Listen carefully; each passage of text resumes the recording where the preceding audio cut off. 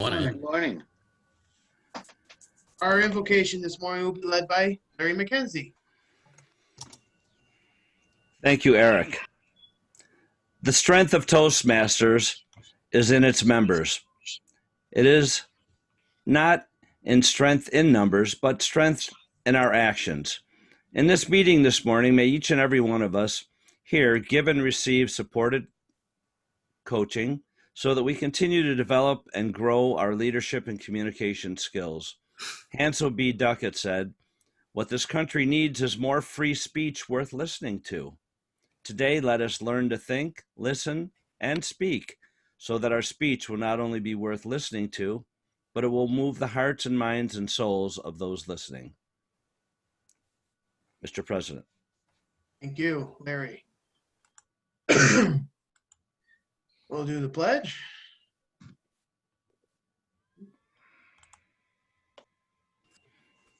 I pledge allegiance to the flag of the United States of America and to the republic for which it stands, one nation, under God, indivisible, with with liberty and justice justice for all.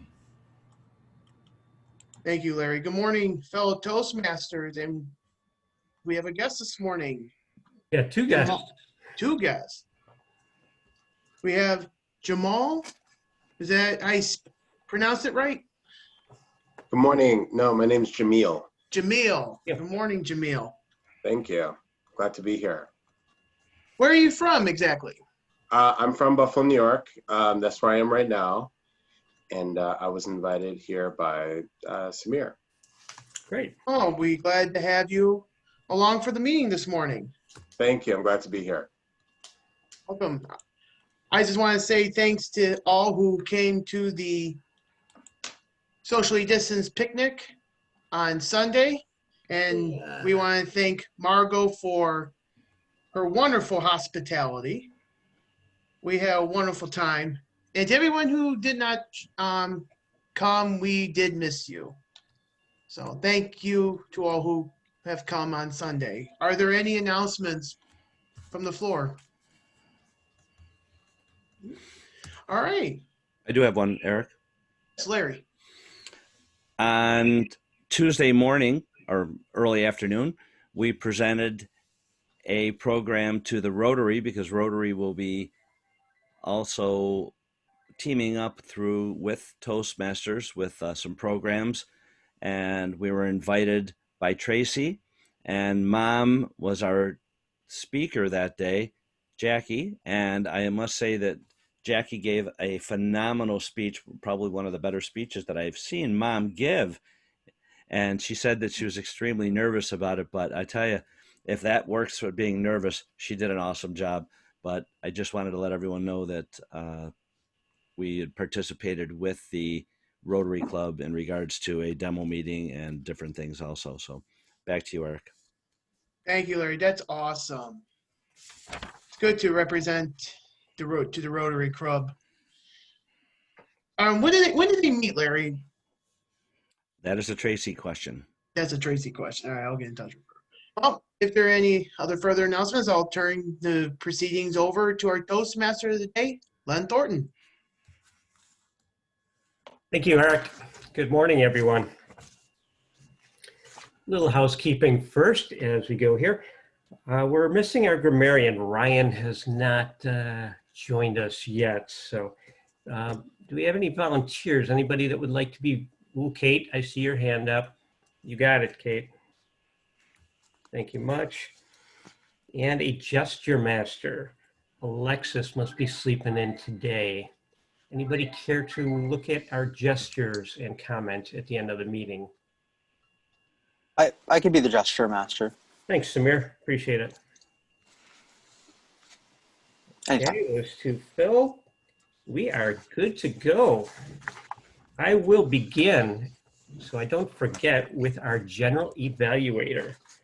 We have Lawrence Egger today filling that role. Larry, will you please explain this role and your duties today? Larry Egger. Lawrence. My mother used to call me Lawrence whenever I was bad. I'll just mark that down on my sheet. And a middle name too? Yeah, that was when I was really bad. Good morning, everyone, and thank you, Mr. Toastmaster. I'll be your general evaluator today. I'll be evaluating the evaluators and the overall tone of the meeting, and I will report back at the end of the meeting, Mr. Toastmaster. Thank you, Larry. We've had our invocation. Our word master today is Thomas Heldwine. Tom, what's our word today?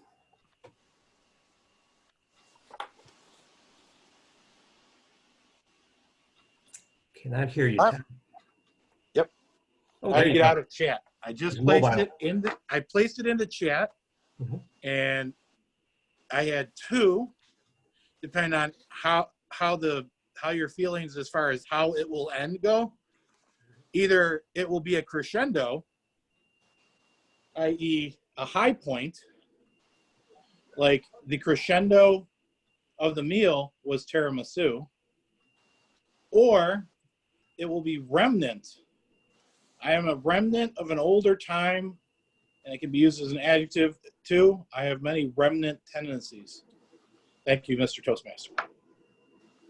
Thank you, Tom. So please use, if you have a speaking opportunity today, and especially if you're in our table topics, please use either the word crescendo or remnant. And again, those are in the chat with their definitions if you have any questions. Our master today is Cecilia. Cecilia, please describe your duties for us after you unmute.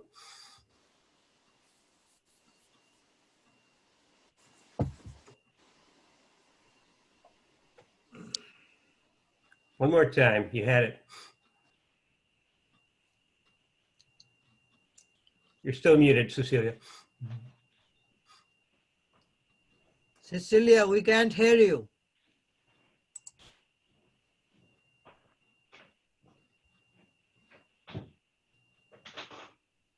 Nope.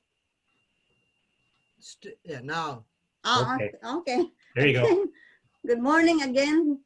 Today I'm going to be your master. I'm going to be listening for filler words such as you know or like, and also some pregnant pauses. So I'm going to report back to you. Thank you, Toastmaster. Thank you, Cecilia.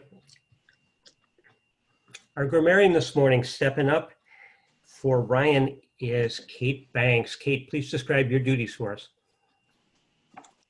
Thank you, Mr. Toastmaster. I'll be listening for stronger uses of grammar. Let's focus on the stronger uses, folks. I'll listen to the negative and report back if I must, but I'd prefer to focus on the positive. And I think that I love having two words of the day, build a crescendo. That's the best. That's one of the best words. It sounds amazing. But remnant, throw that in there too, Thomas. Thank you for that. All right. Thank you, Mr. Toastmaster. Thank you, Kate. Margot has agreed to step up and be our quote master today. Margot, do you have an appropriate quote for us? Actually, I have two quotes for you this morning. And there's an for you, Cecilia, because it's awfully early in the morning, about dealing with the remnants or the crescendo, whichever way you want to look about the situation we're in. Now, right now, we cannot change the direction of the wind, so we have to adjust our sails. And number two, if you're falling down, just stand up, adjust your crown, and walk on, Mr. Toastmaster. Thank you, Margot. First off, on the meeting theme today, COVID-19, how does it end? I didn't mean for that to come off as negative or too serious. We're going to try and keep things light today, and I'm just going to give you guys some more tools in my fodder to help us deal with all the uncertainty that we're facing here, because you have to be able to laugh about things. And toward that end, our jester today is Gerald Stevens. Gerald, make us laugh. Good morning, fellow Toastmasters and our guests. Hopefully these two jokes will build up to a crescendo of laughter today. At this time, in our world. I know Dave Licata is very excited because football is about to start. It's coming. I know I can't go to the games, but at least you can watch them. So I have a couple football jokes because I wanted to change the speed of things. Instead of talking about COVID, I don't think it's really that funny. Why was the tiny ghost asked to be a part of the Bills? They needed a little team spirit. What do football players do when they get overheated? They get closer to the fans. Thanks. The second one's a little better, I guess. And that's what I have for you today, Len. Thank you, Gerald. Appreciate it. Our gesture master today will be noting all our nonverbal communications is Samir. Samir, please explain your duties in full. Yeah, so as gesture master, I look for various forms of gesturing during the speeches that can help either emphasize or maybe help the listeners empathize with the speaker. And I will be reporting back on those forms of gestures, which I'm not doing so well myself right now because it's hard to on a Zoom screen, but everyone will do the best they can, I'm sure. Thanks. Thank you, Samir. Stop it. Our quiz master this morning is Marty Johnson. Marty, please describe your role. Thank you. Oh, there we go. Thank you, Mr. Toastmaster, fellow Toastmasters. Good morning, guests. As quizmaster this morning, I'll be carefully listening, and I hope you will be listening carefully also, because at the end of the meeting, we will be having a quiz, and I'll have a few questions and hope you'll be able to provide the answer. Thank you, Mr. Toastmaster. Thank you, Marty. We'll try and pay attention here. Keep the coffee flowing. And last but not least on our duties, support duties, is our timer. President Eric, please describe your role today.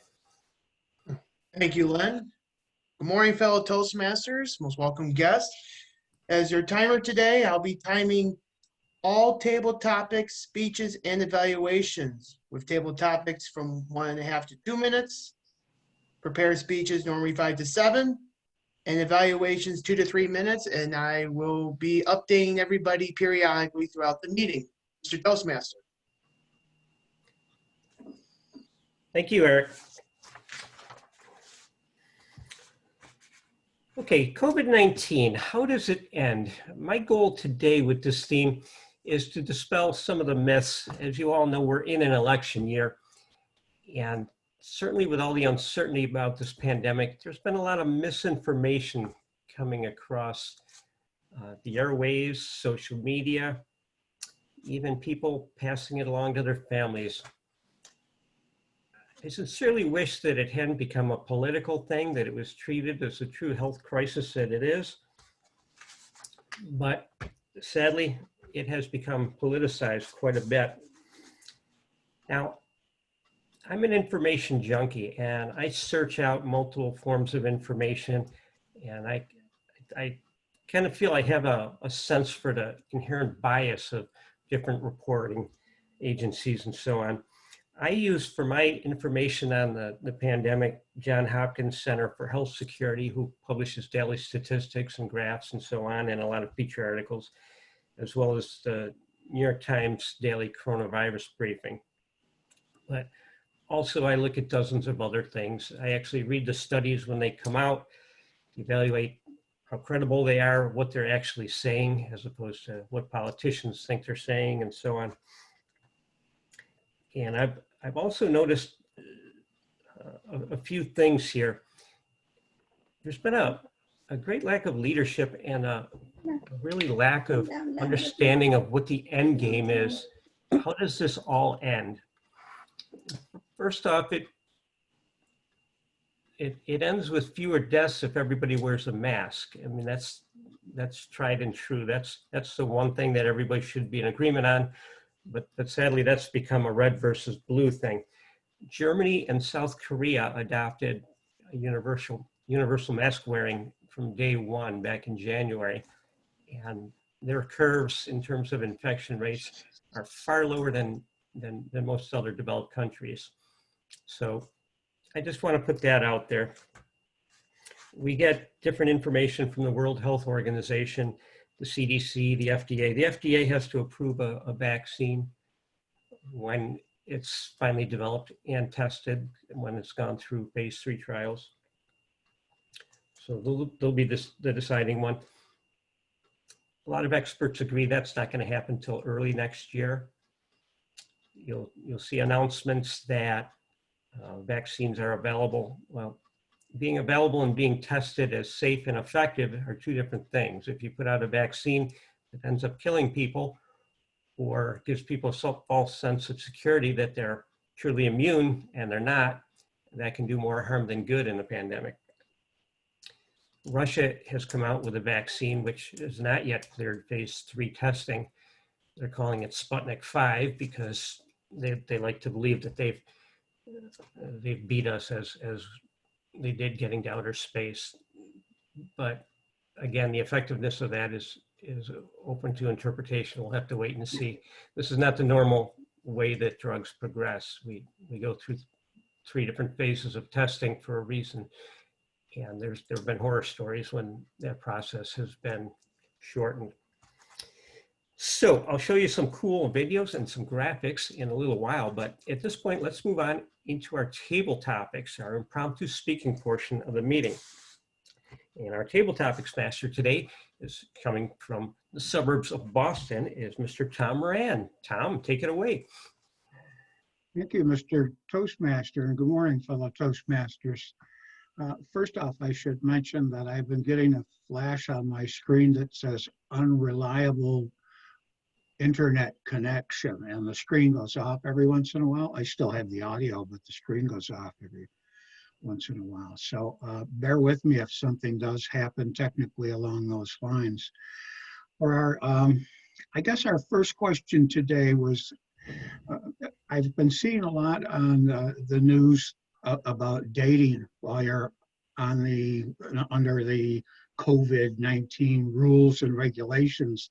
Now, I know many of the Toastmasters are already with someone and they would have no reason to be dating at this time, but one individual comes to mind who might have some light to shed on that whole process, and I see she is available this morning for a comment. So Jennifer, could you talk a little bit maybe about dating while on the internet, and have you met anyone? Is there anyone that perhaps, is there something you want to share with us? And don't forget to use I'm sure you can use the words crescendo and remnant of those words today. So please help us out. Okay, so you know the last person that I talked to about dating is my mom, but that comes before I talk to Toastmasters people about dating. That's my experience. So thanks for asking that question today, Tom. Way to really like crescendo my blood pressure this morning. Dating is a tough topic, right? I hate dating. I don't like internet dating particularly, and I almost never do it, which is why you might be surprised to find out that I've been dating during the pandemic. Oh. I know, this is shocking. Mm-hmm. No, it was not Tinder, Eric. Anyway, I actually met someone at a meat raffle. Oh.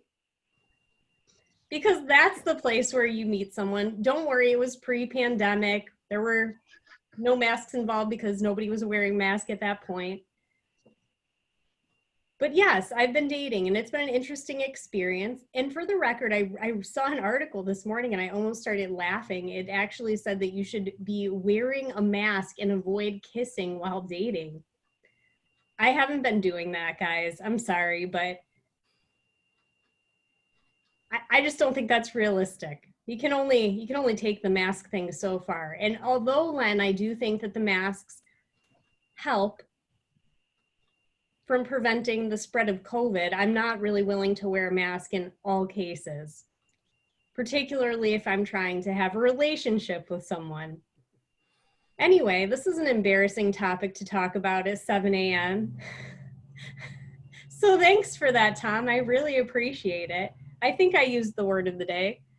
Have a good day, everyone. Thank you, Jennifer. I appreciate you. Yeah, this is all about speaking, and contemporaneously while you're on the spot, sort of thing. You have to come up with answers and such. So, Anne Marie, I believe, is Anne Marie still here? Where is she? Yes, she is. Anne Marie has not been with us, and recently she was on the evening show at 7 p.m. on Thursday nights, and getting a tutorial on the Zoom program. And I was wondering if Anne Marie, if you could comment on how you're adjusting to this new type of learning situation with the COVID-19. And don't forget to use either one of the words today. I'm assuming if you use either one, you'll qualify. So please, Anne Marie. Can you hear me? Yes. Thank you so much for that opportunity, Tom. COVID has been such a caging experience. Oftentimes I feel like I'm down in a deep pit and it's dark, and I try to go in different directions and can't, and I keep repeating the same things over and over again. So it's been pretty devastating, I think, for everybody as a whole. Tom mentioned that I will be starting to teach, and I don't know what I'm doing as far as the technology for Zoom, and I have been practicing. And everybody really helped me last week. Thank you so much in that evening edition. I did teach 3 classes. I just went over the syllabi. It was very boring. Usually in my classroom, I think I get a lot of cues of interaction from students where I look at body language and I look at their eyes, and I can either tone down a subject or expand or ask a question. And I tried numerous times to ask a question or get people to talk. Nobody talked. So I did feel like I was sort of in a deep pit doing a monologue. So I hope that'll improve. I don't know how, but as time goes on and I learn the technology, maybe it will get better. I was thinking about the question of when will this end? And yesterday there was a wonderful article in the paper dealing with the Spanish flu, which was 1918. And it did say that it lasted actively, killing numerous people until 1920. But an interesting fact was that it's here with us today. It is morphed into various viruses, and it is present in what we call our flu virus. So it has crescendoed, and it has remained, which is kind of a scary experience.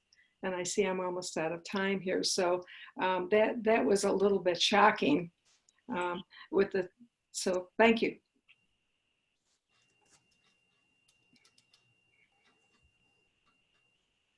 Thank you, Anne Marie. Now, our last contestant today was, did I see Joe B here today? Good morning, Joe. How are you? You should turn your speaker on because you will be addressing something with regards to COVID-19. Now, I want to keep this light, so I'm sure you have many stories to share, lighthearted tales about being quarantined and socially distancing yourself from people. So could you share with us a couple of lighthearted stories about your COVID-19 experience? Joe B, thank you. What's the word of the day? There are 2 words of the day, crescendo or remnant. So if you use, I guess, either one of those, you would qualify as the contestant or a competitor today. Say hello to your mother for us. Okay, go ahead, Joe. Well, it was actually nice having time off from work, time to relax, but I did a lot of work around the house, like yard work, that sort of thing, while I was off, and watched a lot of TV and watched a lot of Netflix, I have to say, and did a lot of reading too. But the crescendo finally came when I was finally called back to work, which is, and I of course work at the Summit Center in Gettsville. Just the staff was back, not the kids. So while we came back, we did a lot of cleaning, we did a lot of getting materials together, a lot of laminating, that sort of thing. So we finally got the students are going to be coming back next week. Not all of them, just half them. Normally we just have 8 kids in the class, but we're going to have just 4 at a time, like 4 2 days, and then another 4 another 2 days, and then the one day we'll just be planning or cleaning, that sort of thing. So I'm looking forward to getting back in the swing of things next week when I do finally go back full time again. I've been off the last 2 weeks because it's because it was a summer break. So wish me luck. A lot of the kids that come back are going to be somewhat discombobulated because of all the time they've had off. But I think we have a good staff up there, and there's good people that I work with, and I think the kids are going to be okay. So I look forward to, like I said, getting back into the swing of things and see how things are going to go, which I think things are going to go well. Thank you, Mr. Topics Master. Thank you, Joe. Mm-hmm. So could I have Thomas with a Word Master report? Thomas? Yes, I'm happy to report that all 3 contestants did use the word of the day, or at least once. Okay, so our contestants qualified for the word. Now, how about the timer? I'm searching here for a timer. What would that be? Eric. Raise your hand. Oh, is it Larry? Eric. No? Okay. Timer report, please. Yes, Mr. Table Topics Master. Jen came in at 1 minute and 57 seconds. Dr. Lenhardt at 2 minutes and 7 seconds. And Joe Budnick at 1 minute and 39. So all of our contestants qualify for tie. Mr. Table Topics Master. Very good. Thank you. And now back to our Toastmaster of the day, Len Thornton. Thank you, Len. Thank you, Thomas. Appreciate that. You'll see the poll up on your screen now. Please take a moment to vote for either Jen, Anne Marie, or Joe, and you'll see the results tabulated there. Larry will tuck those away at an appropriate time for later reporting our winners. Now, one of the things that's been in the news recently are people and politicians disputing the COVID number of deaths in the United States, and also saying that perhaps doctors or coroners are falsifying the cause of death, saying it's COVID when it's not. I have a short video which describes cause of death and how exactly that the medical professionals determine that and what's put on the cause of death. Let me share my screen and show you that.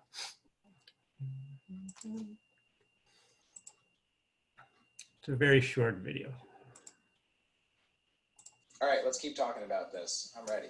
So let's say you have COPD. You're walking around, you get COVID, you get an exacerbation of your COPD so bad you go in the hospital, the inflammation in your lungs gets really bad, you need to be intubated, you go to the ICU, you develop acute respiratory distress syndrome, you develop respiratory failure, and you die. In this example, COVID is the cause of death because without the COVID, none of that sequence of events would have happened, leading to the patient's death. Now would be a good time to distinguish between mechanism versus cause of death, because a lot of people in my comments are getting those two very confused. So the cause of death is the disease or injury that initiates a chain of events, brief or prolonged, which produces a fatal outcome. In this case, that would be the COVID. Mechanism of death is the physiologic derangement incompatible with continued life produced by the cause of death. In this case, that would be the respiratory failure. And by your logic, we should call up the CDC right now and tell them to cancel all cancer deaths, because people don't die of cancer. They die of intracerebral hemorrhage from brain metastases, or pulmonary emboli from hypercoagulable states of malignancy, or sepsis from prolonged immunosuppression. But we don't do that, because without the cancer, none of that would have happened, and they wouldn't have died. Picking up what I'm putting down? Okay, so the sequence goes like this. If you have the COVID symptoms, regardless of if you have another comorbidity, some other factor, if the COVID brings upon a sequence of events which kill you, you died of COVID. Just because it lists COVID and other things on your death certificate doesn't mean that you didn't die of COVID, okay? So the official count in the US is somewhere around 185,000. Don't believe politicians saying that's really 9,000. Those are the death certificates which show COVID only, where they couldn't find another underlying factor. The actual number is probably much greater. If you look at the number of people who die in a given year between January and August, and you compare it to this year, we're well over 200,000 people died as a difference. So, and there's a lot of factors, and that's even taking into account that people have been driving a lot less, so car fatalities would be down. So trust reliable sources. Don't fall for the hype, the election year gimmicks, the misinterpretation of statistics. Just do a little research, and don't just take things at face value, especially in these times here. With that, let's go into our timed speaking portion of the meeting. Our first speaker today is Carol Ann Halstead. She'll be evaluated by Nancy Ferry. Nancy, can you please explain Carol's goals and objectives today? Thank you, Mr. Toastmaster. Appreciate that. Welcome, fellow Toastmasters. Today I have the privilege of evaluating Carol. She is working from connecting with storytelling. Carol Ann is focusing on using stories in a speech or creating a speech that is a story. She may use any type of story, personal, well-known fiction, or one of her own creations. Mr. Toastmaster, do you have her title? I do indeed. This is a 5 to 7 minute speech? Yes, it is. Okay, great. Thank you very much, Nancy. Speaker number 1, Carol Ann Halstead. Let me take you on a sea cruise. Carol Ann.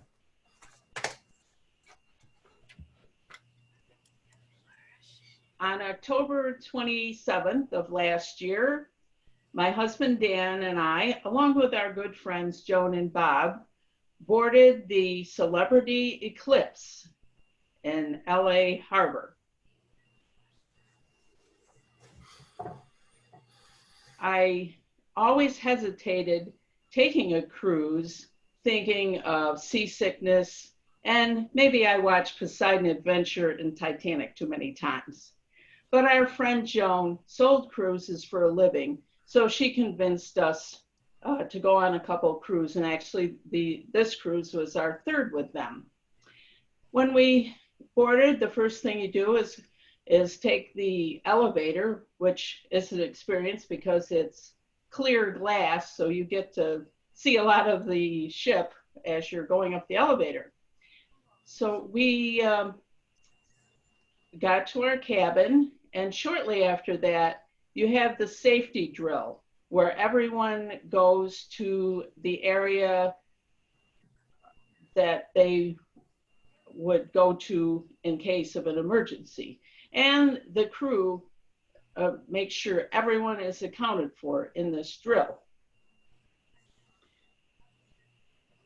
Now, I know everyone has heard about the variety of food on these cruises. In our case, every morning we had breakfast delivered to our cabin, and we sat out on the balcony to have that. And lunchtime was at the Ocean View Cafe.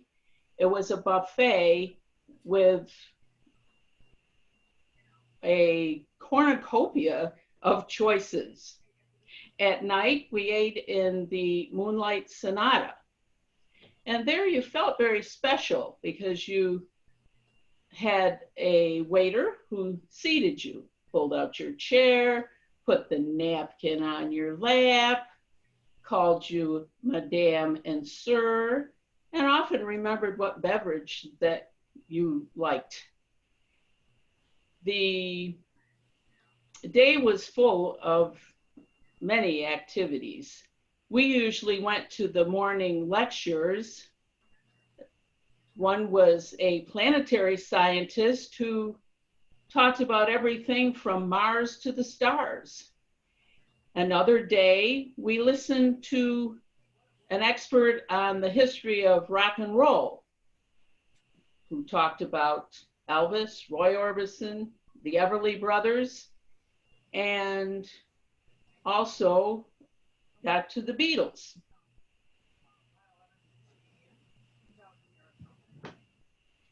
Our friend, Joan, who was expert in planning cruises, managed to get us some perks. This was a free drink package, free internet, $300 of onboard credit that you could use for that or shore excursions. And so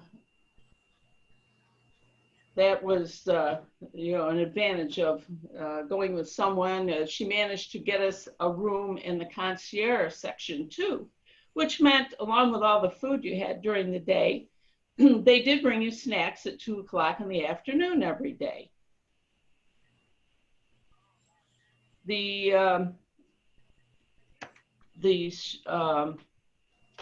Shore excursion, well, it was a 15-day cruise. 5 days it took to get to the Hawaiian Islands with 4 stops. And then we made a stop in Mexico on the way back home to LA. Now, everything didn't go totally smoothly. Like sometimes the waves hit a high crescendo. And I would like to tell you more at a future speech about our shore cruises, because as you may know, Hawaii has beautiful scenery. So until I'm able to give another speech, I would like to wish all of you a bon voyage. And one thing that I had failed to show you is we had Captain Leo at the helm, and here is a picture that I don't know if you can see well, but it's the captain and my husband and I. And every morning he gave a speech over the public address system. Well, just addressed what was going on for the day. And he also gave us a word of wisdom that he had heard from his grandfather back in Greece. And again, until next time, bon voyage, Mr. Toastmaster. Thank you, Sylvia. Our next speaker this morning is, I'm sorry, Carol Ann.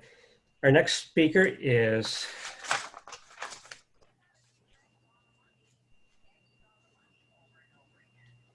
Sylvia Baptiste. Her evaluator is Mike Licata. Michael, please explain Sylvia's goals and objectives this morning. Thank you, Mr. Toastmaster. Fellow Toastmasters and our guests, good morning. Sylvia this morning will be speaking on the pathways to connect with your audience speech. The purpose of this project is for the member to practice the skills needed to connect with an unfamiliar audience. Mr. Timer, the time is 5 to 7 minutes, and I do believe you have your title, correct? I do indeed. Thank you very much, Michael. Please welcome speaker number 2, Sylvia Baptiste. I love New York. Sylvia Baptiste. Mr. Governor, people are leaving New York State not to do with the weather. I heard that the other day on the news and I thought that was hilarious. We are leaving New York State because we have bad weather. Does anyone believe that? I don't. It could be a political speech that I'm doing today, but it isn't meant to be. As a baby boomer, retirement is just around the corner, sooner than farther. I have been asked by coworkers, I have been asked by my sisters at lunchtime, I have been asked by my sons at certain dinners.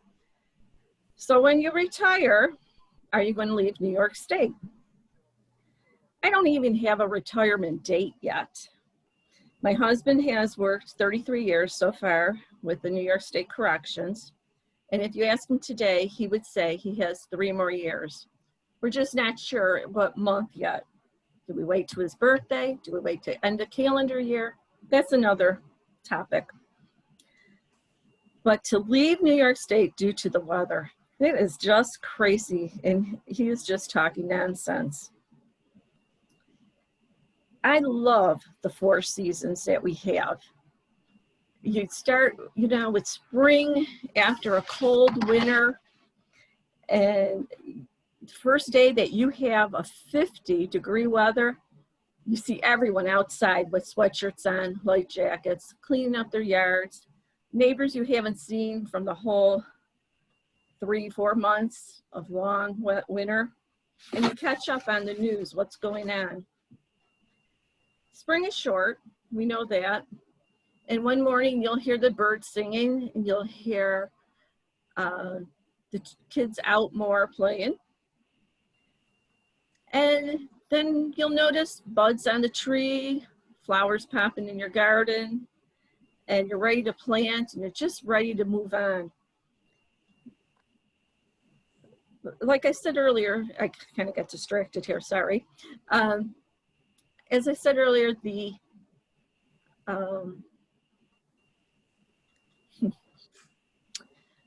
spring is short, and we go right into a summer half of the time, really quick, and it's hot, and you know, you do more things. You have fresh cut grass smells.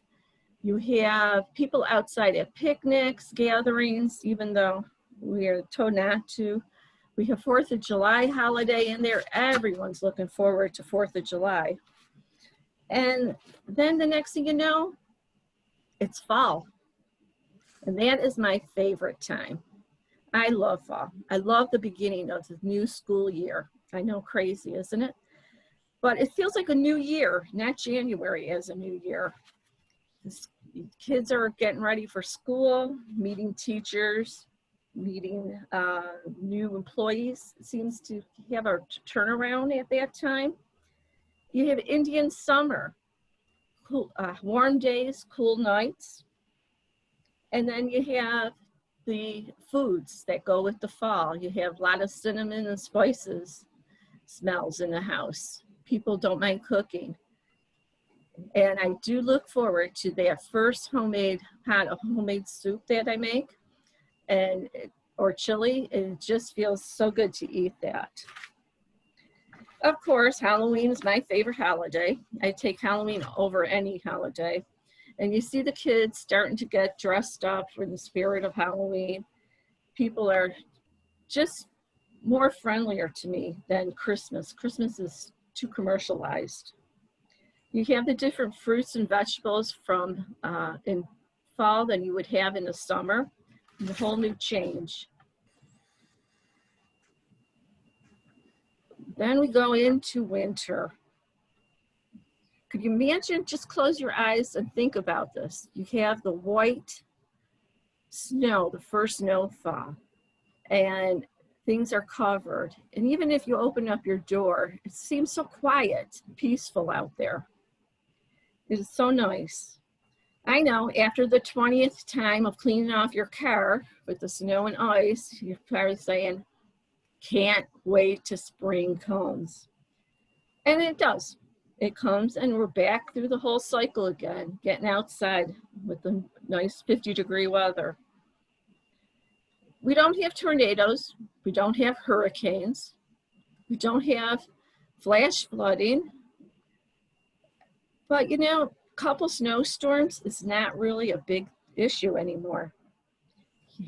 We are labeled since the blizzard of '77 of being having terrible weather, and it isn't. 1-2 storms. Western New York has been pretty mild. So you know, I'm thinking, do I really want to leave Western New York? There's so many things to do in Western New York. I like the history. I like the restaurants, of course, you can see that. I love my family is here. Why would I want to leave? And, you know, you accommodate for that cold weather and the snowstorms. You learn to deal with it, and you dress for it, and you modernize your house for it. You buy generators if you lose power. And it's kind of fun to just get ready for a storm. I know, fun, isn't it crazy? But it's a challenge, and it's turning to be a sport, and we like that. I have been to other places in New York State, and New York State is very pretty. We've lived the first 5 months of our marriage in Westchester County, went to West Point, went to an Army and Temple game, went to many places along the Hudson River. Talk about a beautiful place in the fall with the leaves changing. You just can't beat it. We have gone to see Roosevelt's house on Hyde Park. His neighbors are Vanderbilts. Very nice, many things to do. The history around there is just spectacular. We're starting to explore the Finger Lakes regions, and I'm not sure where I want to live after I want to retire, if I even want to move. But I would really like to find a small community, something like a Lewiston, but not as populated, but have a lot of things going on weekends. So I would like to tell Governor Cuomo, stop telling the world we are leaving due to the weather. It has nothing to do with it. There's other issues. And if you have business closing and moving, the people will follow. Thank you, Mr. Toastmaster. Thank you, Sylvia. I could do without February and March if I could spend those someplace warmer. It's just that winter's a little too long. But I agree, I do like the seasons. We have wonderful summers here. That's the best kept secret. On to our third speaker today, who is Phil Russell. Thanks for stepping up into that role. He'll be evaluated by Charlie Deacon. Charlie, will you please give us Phil's goals and objectives this morning? Charlie Deacon. I'll try, but my apologies to Phil. My mind and my hand don't work very well together. He's speaking from the social part of the and he's praises of individual, and there's more to that, but I lost in my mind. But Mr. Timer, it's 3 to 4 minutes. Back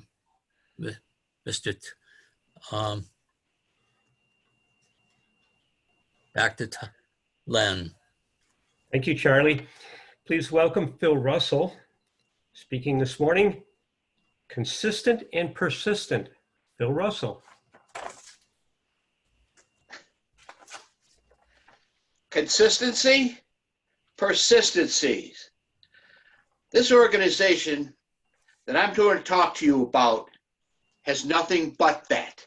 And you probably, every one of you, could come up with even better or more descriptive adjectives to describe this group. What group am I talking about? I'll tell you. AM Lockport Toastmasters. Mr. Toastmaster, fellow Toastmasters, our guest. A long time ago, 1982, Lockport had no Toastmasters.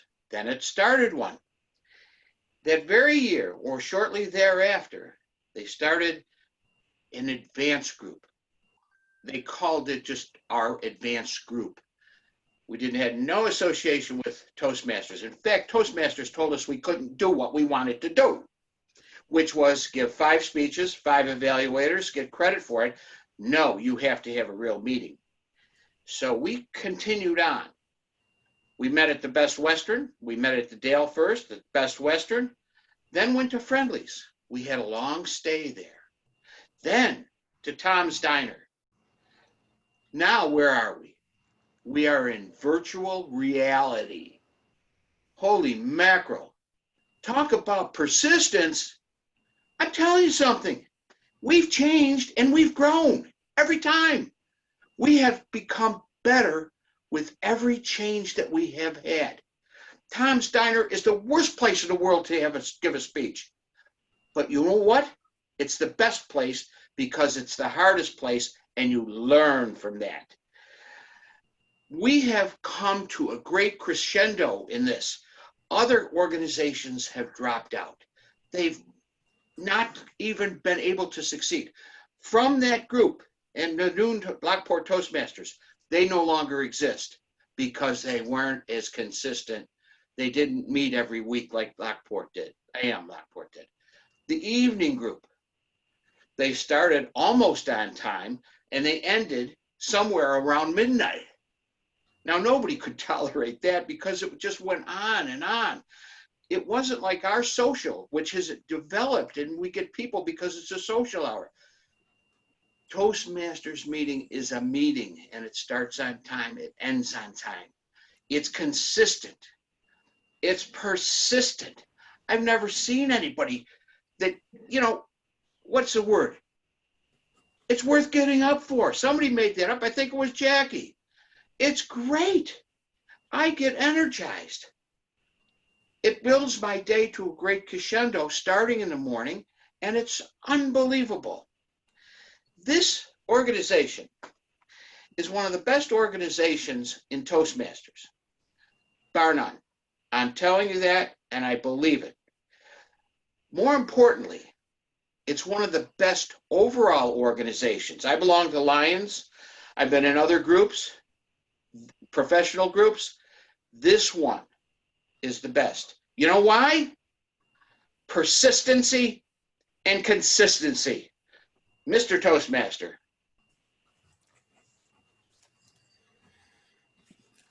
Thank you, Phil.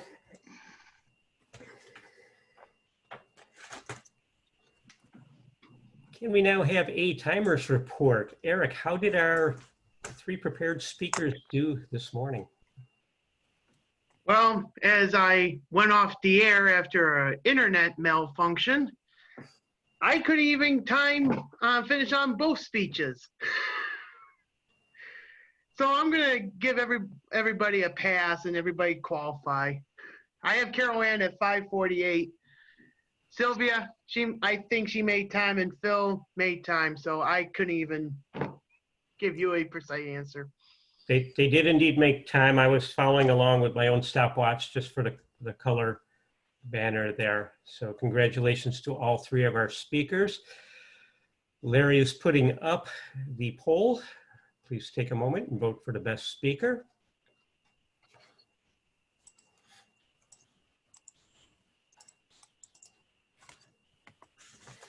Now, one of the things crucial in any health emergency, especially the pandemic, is testing. I think the biggest criticism of our country is we didn't really hop on board with that, and we didn't hold the testing companies accountable. In Florida, they used Quest for about 30% of their testing. And while they did report to the individuals being tested and the doctors, they didn't report to the state for months later in about 75,000 cases. So the governor of Florida has banned all testing through Quest, and he has to find some other way to supplement that 30% of the testing that had been being done there. And about a month ago, Bill Gates came out and said that the testing is just farcical in this country right now, with people waiting up to 2 weeks to get their results back. From the time you get tested, if you have to wait 2 weeks later, are you supposed to be quarantining then?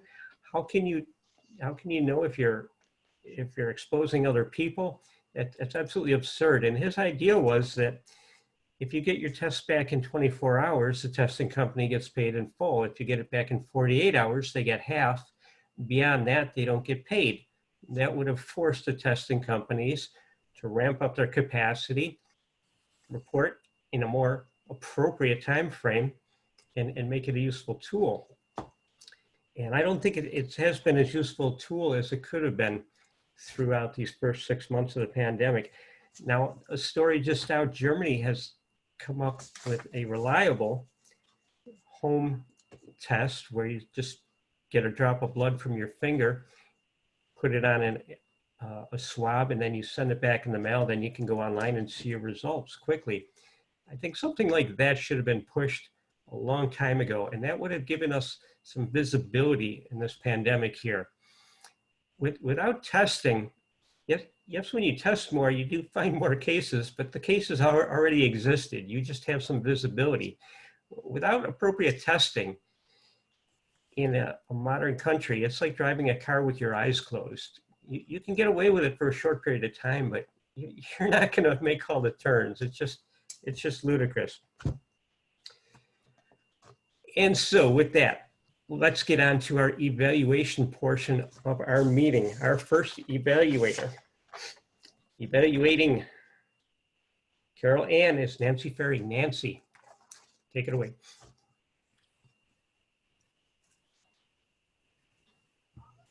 Okay. I am up at camp this weekend. The background is not great and the lighting isn't great, so Well, but here I am. I am so happy to be able to evaluate Carol Ann. And I think of, ooey baby, that earworm stuck in my head since you sent me the title of your speech. Let me take you on a sea cruise. Carol Ann, you created your own story as you took us on a sea cruise with your husband and your friends. You shared some of the events. You helped us feel a special ambiance as you described how well you were treated on the cruise, including such details as how the napkins were placed on your laps before the meals. I felt like I was on the cruise with you, Carol Ann. I've never been on a cruise and I've never really wanted to. However, after your detailed speech of this wonderful cruise, I feel like maybe I would give it a try. Not sure. Carol Ann, you also requested that I take a careful, watchful eye on your expressions, your gestures, your eye contact, as well as how you connect with the audience in those respects, but as well as ahs and ums. I did hear quite a few ums. There was a place where you got stuck and restarted and had some hesitations. One other thing I noticed, and I'm not sure if this was part of the Sea Cruise theme, but you rocked back and forth from side to side. And I don't know if you were feeling that you were on the boat and you could feel that sensation. It was somewhat effective, but it did make me a little bit seasick. A few suggestions. Perhaps the beginning of the speech could have opened with some opening line from the song. One of the opening lines from the song, Take Me on a Sea Cruise. Also, check your background. Adjust your camera too so that we're not looking up at you. And Carol, you used the word of the day, crescendo, and ended your speech with a crescendo of bon voyage. Great ending for a sea cruise. Now, I know that you know how to drive this boat. Thank you, Carol Ann.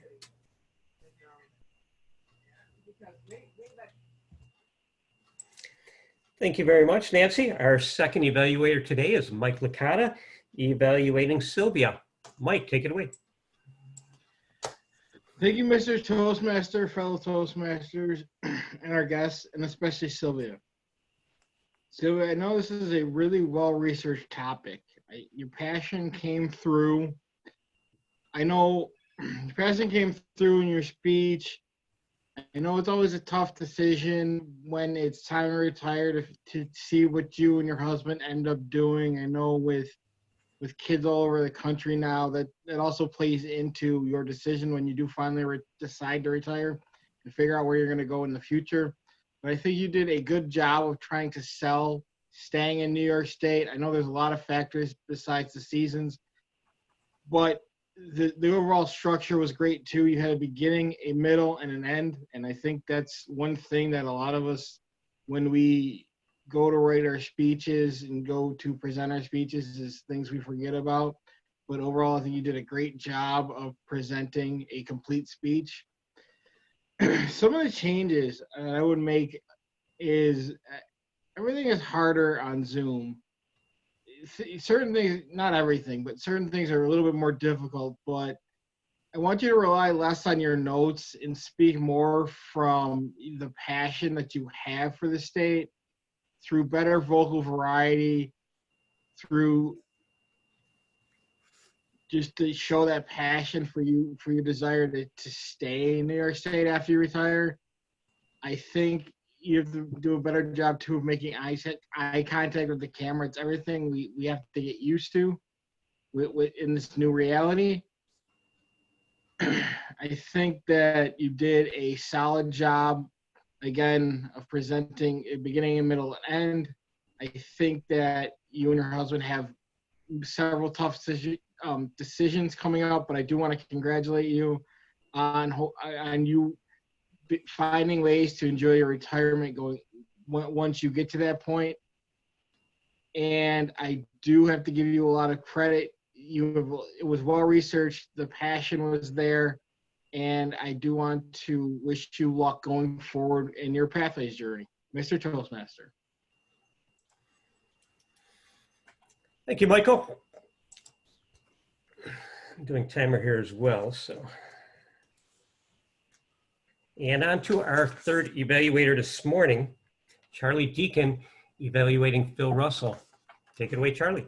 Mr. Toastmaster, Phil Russell did a great job. When he first started, he was so powerful, and you I think it caught my attention. And then he went on to explain about really consistency and persistency in the fact of AM Lockport. He gave examples of AM Lockport, how we began and how when we changed, we're still persistent and consistent. And I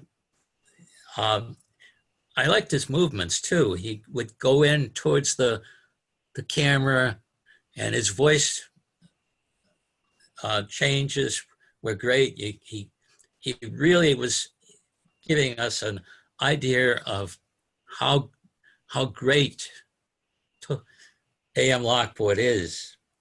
One of the things I would suggest, how come when we were persistent and consistent, how did it affect us? Did we lose people? How by being persistent, we really gained people, and we've kept them, and we've been so great. And I think he needed to put that into words. But I enjoyed it, and I know I didn't make time, but I really enjoyed his speech, Mr. Toastmaster. Thank you, Charlie. And Eric, not sure if you were timing. If not, I do have everybody's time. I have everybody's time too, so I kept up with you too, Lenny. Go for it, Eric. All right. All of our three evaluators qualify. Nancy at 2:35, Mike Licata at 2 minutes and 21 seconds, and Charlie Deacon at 2 minutes and 4 seconds. So all of our evaluators qualify. Thank you very much, Eric. Now please take a moment to cast your ballot for either Nancy, Michael, or Charlie.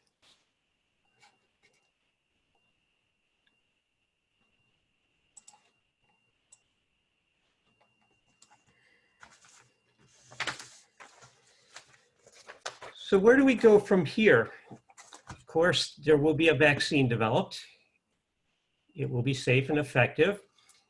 And the CDC is rolling out guidelines and tests in 4 states, which will be the early ones, 4 states and the city of Philadelphia, who already have some plans in place for implementing mass scale inoculations. There's a good chance it will require 2 injections, probably about 30 days apart. The vaccine will probably have to be refrigerated, so that involves a lot more care and handling and storage and so on. But it will be safe and effective. Will it totally put an end to all of COVID? No, that will exist for years and years because not everyone will be inoculated, and it simply won't work in 100% of the people. So it will drag on. So I think this concept of social distancing, of wearing a mask around people, will be with us for several years to come. And that's not necessarily a bad thing. Life will return to somewhat normal probably next summer.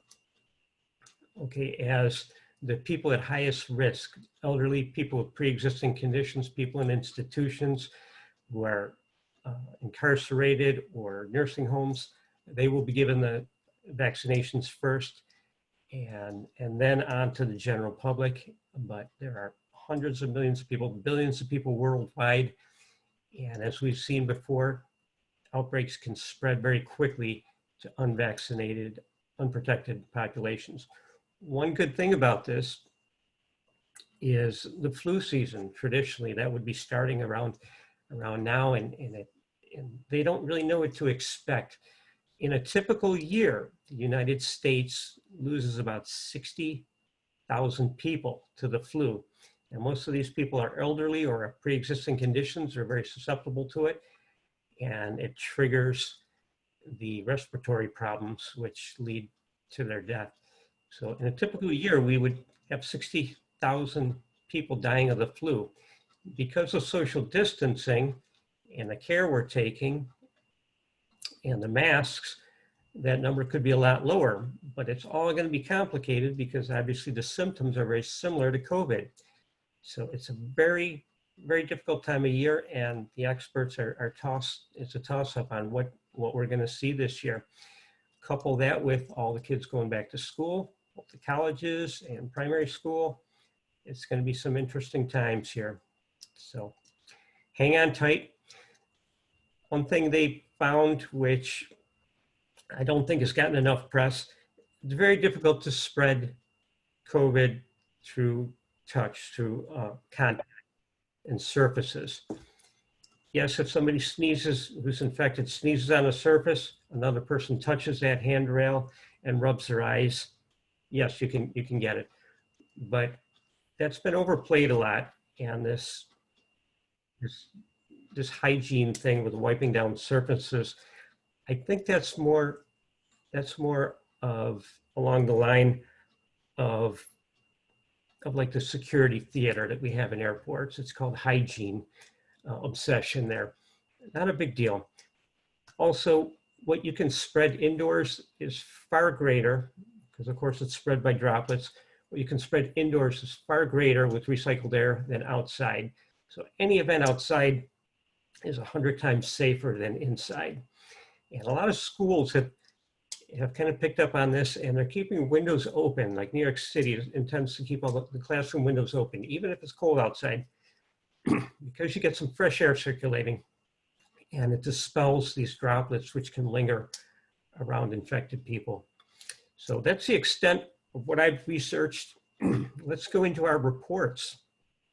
And first off, I will call for, excuse me, our master. Cecilia, how did we do with our ahs, ums, pregnant pauses, and filler words today? Cecilia Marcy. You're still muted.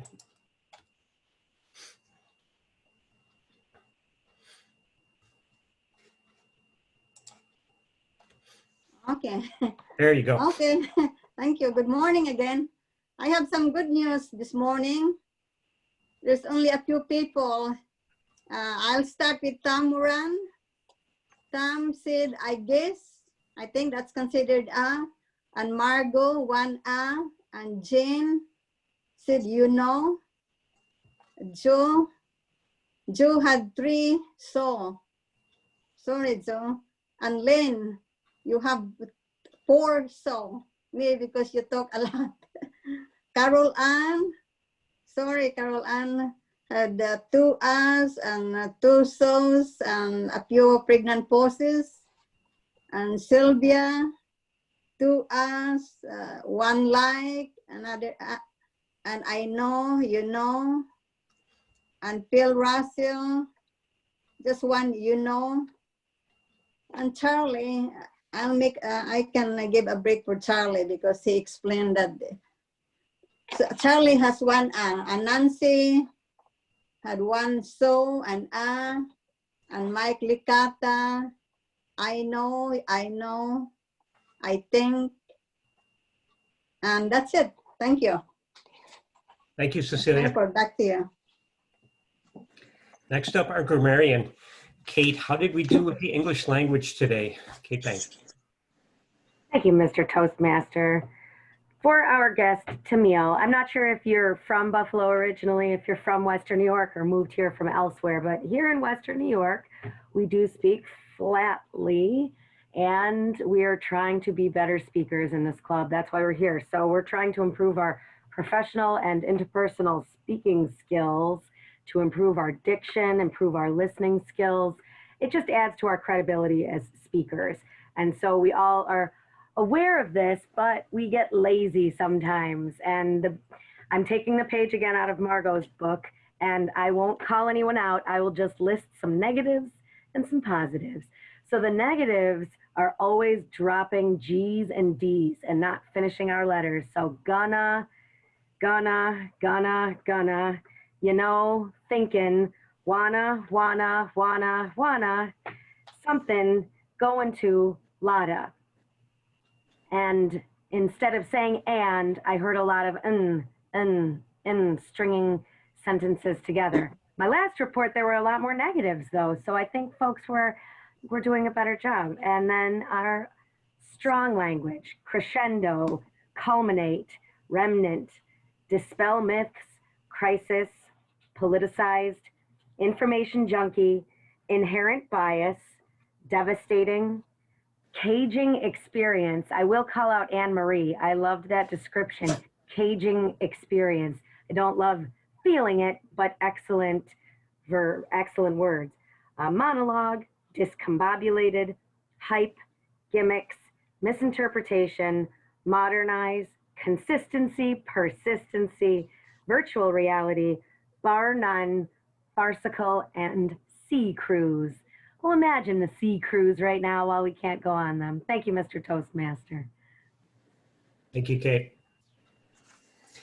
This time, let's jump over to our general evaluator. Hopefully he's had some time to compile comments on our evaluators. Take it away, Larry. Thank you, Mr. Toastmaster. Did you want me to call for the rest of the job holders as well? I'll do those after you. I did want to give you the opportunity to use the word of the day and to give us some quiz fodder as well. Very good. At the beginning of the meeting, you built a crescendo. Make sure I use those words. Didn't leave me as a remnant at the end. Pretty good, right?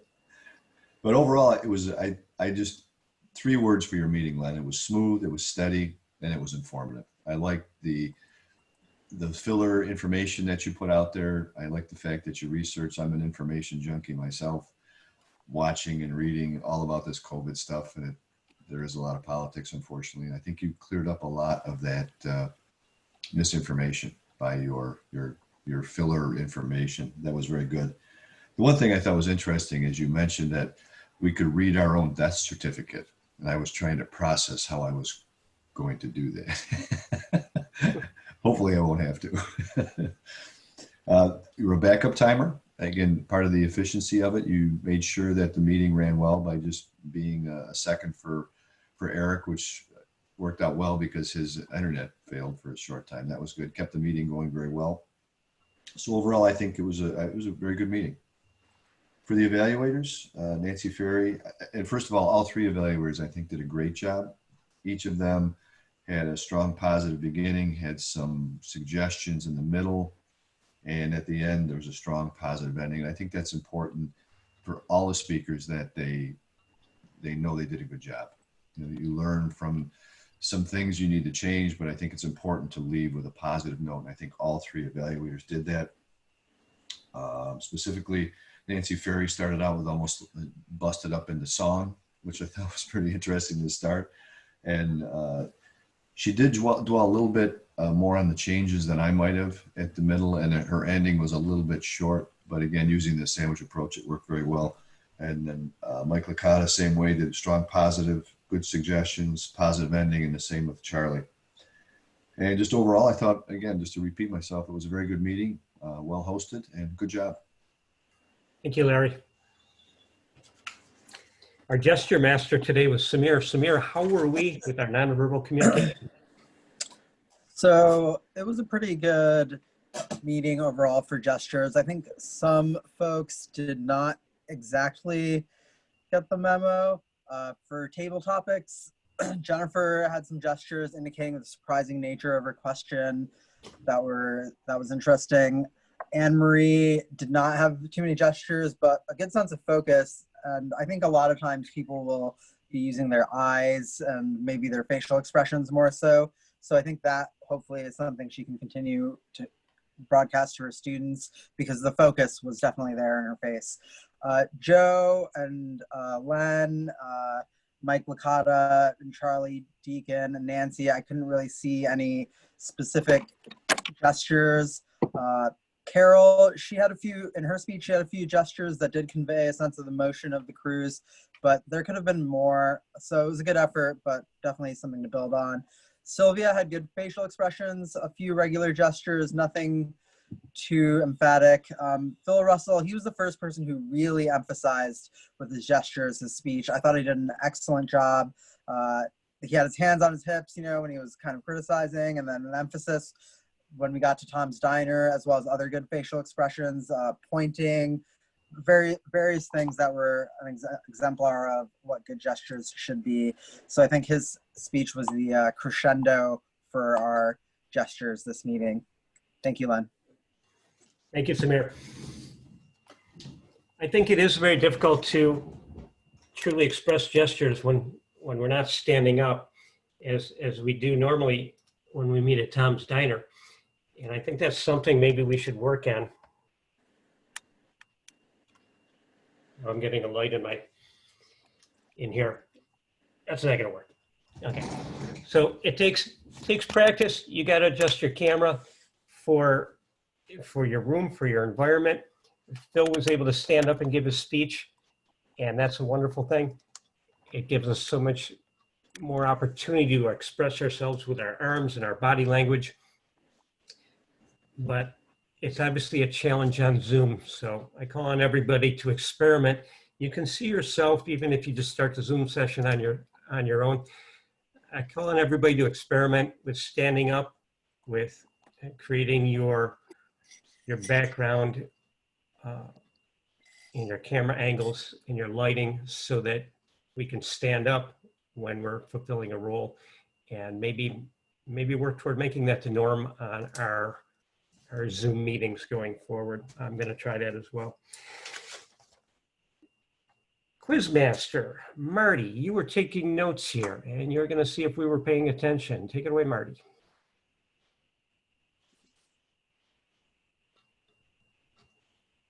After you unmute. Who was the speaker at the Rotary Club at the demo meeting yesterday? It was from AM Lockport. Jackie. Jackie. Way to go, Jackie. Okay. What well-known university did Len Thornton mention that he gathered some information from? Johns Hopkins. Johns Hopkins, right on. Where did Jen Zappala meet a new friend recently? The meat raffle. Tinder? That was Eric. According to Anne Marie Lenhardt, what was the time period or the dates in the early 1900s of the Spanish flu? 1918 to 1920. Right? Yeah, it ended World War II. Right? Yeah. When Len was talking about COVID, he had shared his screen and there was a doctor on there. And he mentioned something regarding COVID-19 being solely responsible for deaths at certain places, certain hospitals, and so on and so forth. Was it true or false that the deaths were mainly due to COVID? True. Was it true? Okay. I thought it was like pre-existing conditions, you said. So it's not necessarily COVID. COVID caused those pre-existing conditions, or was aided by those pre-existing conditions. COVID was the cause of death. Without COVID, they wouldn't have died. Got it. Thank you for the clarification. Yeah. Okay, moving on. I've got 20 seconds left. Carol Ann Halstead went on a cruise. What was the name of the cruise? It was a couples cruise on Celebrity. Celebrity, right? And I was going to ask Dave Licata for permission to use his name. I did in the chat, but I didn't hear back from him. Dave, can I use a little humor and use your name in part of this? Maybe. Why not? Go for it. Okay. Well, I gave the name away, but I was going to say, what famous Toastmaster appeared on the Celebrity Cruise and reached a crescendo when they sang the morning song to Carol Ann Halstead and her fellow crewmates? And it would be Dave Licata. Thank you, Mr. Toastmaster. Good day, everyone. Be my guest. You got nothing to lose. Let me take you on a sea cruise. Oh, Thank you, Marty. second verse. Oh, At this point, Worse than the first. at this point, I'd like to offer up a toast to my fellow Toastmasters. May we get through this pandemic with our brains and our bodies intact. Let us not fall for all the misinformation. Let us survive this election season and all the hyperbole and the misstatements. And let us go forward with a positive attitude. We'll get through this. Hear, hear. Here. And with that, I will turn it back to our president, Eric. Well, before I do that, Lenny, we need a word master report from Thomas. Oh, right you are, Thomas. I'm sorry, the crescendo of our meeting, a word master report. Take it away. Thank you. Thank you. I'm here drinking my Purell. Good. We had a supposed to incredible inject it wave of directly. people who wanted to use crescendo over Remnant. So that was interesting to put two words out there, and then a lot of people definitely preferred a crescendo, like Katie, Margot, Charlie, Marty, Larry, Samir, our three contestants for Table Topics, Jen, Anne Marie, Joe. You, Mr. Toastmaster, use as well. Working in healthcare, I just want to say one thing real quick. We all probably remember the 80s, those of us that are old enough, and all the craziness that went on with that virus. And now looking back at it, 50% of all married couples don't have AIDS. It's not widespread. We came up with treatments. We're going to get through this one too. The portal of entry into the body is the lungs.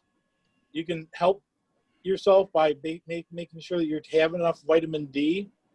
Currently, the death count in the EU is approximately 180,000, but it's almost 200 times that have the long-term effects. They're seeing echocardiograms of heart muscle damage in people who didn't even, non-symptomatic people have heart damage. There's lung scarring, and there's increased risk of other underlying brain issues, Alzheimer's later in life. We'll find those out as time goes on. So I want to say, use your hand sanitizer.